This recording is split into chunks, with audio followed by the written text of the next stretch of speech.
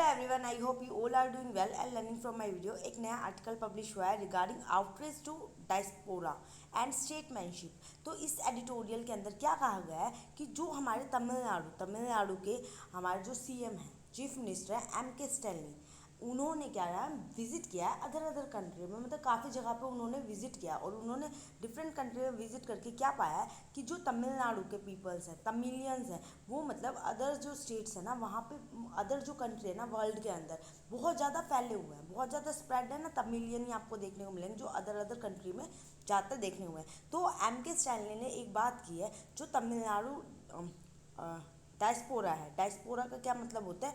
Diaspora वो होते हैं जो मतलब मेजॉरिटी में, जो सबसे ज़्यादा मेजॉरिटी के अंदर जो पीपल है, तमिलियन पीपल है ना, अदर कंट्रीज़ में देखने को मिले हैं। लाइक कहा क्या कहा गया है इसके अंदर कि लाइक मलेशिया हो गया हमारा, सिंगापुर और श्रीलंका, यहाँ पे है ना बहुत ज़्यादा मेजॉरिटी हाई, मतलब बहुत ज़्यादा लोग यहाँ पे मतलब स्प्रेड हैं, बहुत ज़्यादा, मतलब एक तरह से गए हुए हैं अदर कंट्री के अंदर। तमिलियन की काउंटिंग बहुत ज़्यादा है। इसके साथ साथ हमारा म्यांमार हो गया, Burma, Mauritius, South Africa, union Ireland है ना, फिजी हो गया, यूएई हो गया, गुन्ना हो गया, कनाडा आ गया, ब्रिटेन एक्सेट्रा सो ऑन। तो ये सारी कंट्रीज़ में जो हमारे तमिलियन है ज़्यादा देखने को मिले। तो जो एम के स्टैनली ने क्या कहा है कि जो तमिलनाडु डायस्पोरा है ये पूरे मतलब वर्ल्ड में ना सारी जगह पे स्प्रेड है।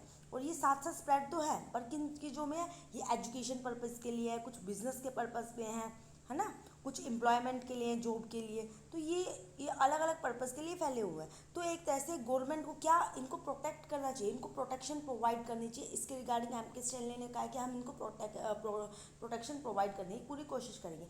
इवन इन्होंने क्या है, जो तमिलियन लैंग्वेज है हमारी, तमिलियन जो लैंग्वेज है, उस लैंग्वेज को भी ये प्रोटेक्शन प्रोवाइड करने का काम करेंगी। और एक तरह से ईजिली जो तमिलियन कम्युनिटी है ना, उनको सेफेस्ट जोन प्रोवाइड करने की पूरी कोशिश करेंगे। उसके साथ साथ इन्होंने क्या कहा है, जो हमारी डीएमके की गवर्नमेंट है, एक तरह से जो तमिलनाडु के अंदर है वो डीएमके की गवर्नमेंट है, उन्होंने कहा है कि जो तमिल कम्युनिटी है ना, उसको बहुत ज़्यादा सपोर्ट, इंक्रीजिंग वे में सपोर्ट प्रोवाइड किया जाएगा कि वो अच्छे से, अगर उनको कोई परेशानी या कोई दिक्कत आ रही है ना, तो वो जो तमिलनाडु की गवर्नमेंट है ना उसके लिए खड़ी रहेगी। तो इसके रिगार्डिंग इसमें पूरा कंटेक्स्ट है। और जैसे आपको पता है, इन तीन सारी चीज़ों के तीन आइडेंटिटी की बात की गई है। वो तीन आइडेंटिटी क्या है? एक तो फर्स्ट हमारे तमिलियंस हो गए, जो तमिल के लोग हैं। दूसरा ये इंडियंस भी होते हैं। थर्ड ये इनकी कंट्री की आइडेंटिटी, कौन सी कंट्री में ये गए हुए हैं, वहाँ की कौन सी कंट्री में सेटल है। कई लोग क्या देखे गए हैं कि एक बार लाइक यूएई में चले गए, यूएई के बाद वो दूसरी कंट्री में शिफ्ट हो गए। तो इनकी शिफ्टिंग हर चीज़ के एक तरह से आइडेंटिटी को रखा जाएगा। और इसके साथ साथ जो स्टैनली की स्पीच है, इन्होंने क्या कहा है कि अपनी स्पीच के अंदर दो चीज़ों का यूज़ किया है कि जब देश आज़ाद हुआ था ना, जब वहाँ पे जवाहरलाल नेहरू ने एक स्पीच दी थी 1946 में, तो उसके रिमाइंडर यूज़ किया गया। लाइक जो भी हमारी कंट्री से दूसरी कंट्री में जो लोग जाते हैं ना, इसका इंडिया से लेके दूसरी कंट्री में जो लोग जा रहे हैं, हम उसको प्रोवाइड करेंगे एक तरह से सेफ्टी, सिक्योरिटी, सारी की सारी चीज़, क्योंकि वो एक तरह से हमारे देश को रिप्रेजेंट कर रहे हैं दूसरी कंट्री में जाके। तो इन्हें ये सेम चीज़ें स्टैनली ने अपनी स्पीच में यूज़ करी है। जैसे कि आपको पता है ये पहले बात चल चुकी है, बट उसके बाद भी इसमें बहुत सारी दिक्कतें देखने को मिली है। क्या दिक्कत देखने को मिली है कि जो हमारे अभी आपको पता है श्रीलंका, म्यांमार, बुर्मा के अंदर डिस्क्रिमिनेशन देखने को मिला है तमिलियन के ऊपर।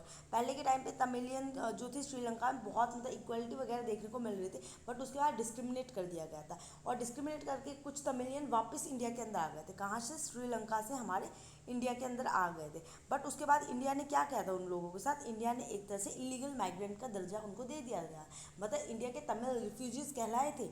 ऐसे ही अलग अलग कम्युनिटी के भी रिफ्यूजीज़ होते हैं। तो जो ये तमिलियन श्रीलंका से वापस इंडिया आया ना, इनको एक तरह से इलीगल माइग्रेंट का नाम दे दिया गया था। इवन अगर आप इनके डॉक्यूमेंट्स भी देखोगे तो इन्होंने ये कहा था कि इनकी जो डॉक्यूमेंट वहाँ से इन्होंने जो आइडेंटिटी है वो इसको छोड़ देंगे, पूरी श्रीलंका की जो आइडेंटिटी है उसको बिल्कुल रिफ्यूज़ करने के लिए रेडी है। और इनके अगर डॉक्यूमेंटेशन देखेंगे तो वो पूरा इंडिया से सारी चीज़ें। तो अगर इलीगल माइग्रेंट्स की आप बात करोगे ना, तो कुछ 13,000 के अप्रोक्स ये जो माइग्रेंट है ना हमारे इंडिया के अंदर, जो इलीगल माइग्रेंट्स कहलाते हैं तमिलियन।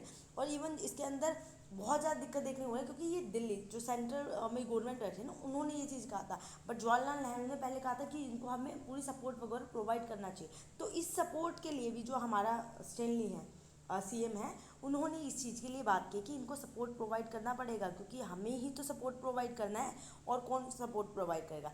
तो इसके साथ साथ इन्होंने एक सॉल्यूशन भी प्रोवाइड किया। क्या वो सॉल्यूशन है? इन्होंने कहा है कि जो स्टेट एंड सेंटर दोनों गवर्नमेंट अगर मिलके वर्क करेंगे ना टुगेदर, देन कह रहे हैं ये एक तरह से बहुत अच्छे से सिक्योरिटी प्रोवाइड कर सकते हैं। जो हमारे टाइप्स हो रहा है कि जो पर्सन है, जो हमारे तमिलियन अगर कोई प्रॉब्लम फेस कर रहे हैं, कोई इशू फेस कर रहे हैं, तो उनको एक तरह से सिक्योरिटी प्रोवाइड कर सकते हैं। तो इस पूरे आर्टिकल में यही पूरी कहानी लिखी हुई है। और जैसा आपको पता है, जो तमिलियन लोग हैं कितने ज़्यादा हाई लेवल पे आपको देखने को मिल जाते हैं। सुंदर पिचाई को आप जानते हो, है ना। अभी यूएस में भी हमारे एक वो पॉलिटिशियंस थे।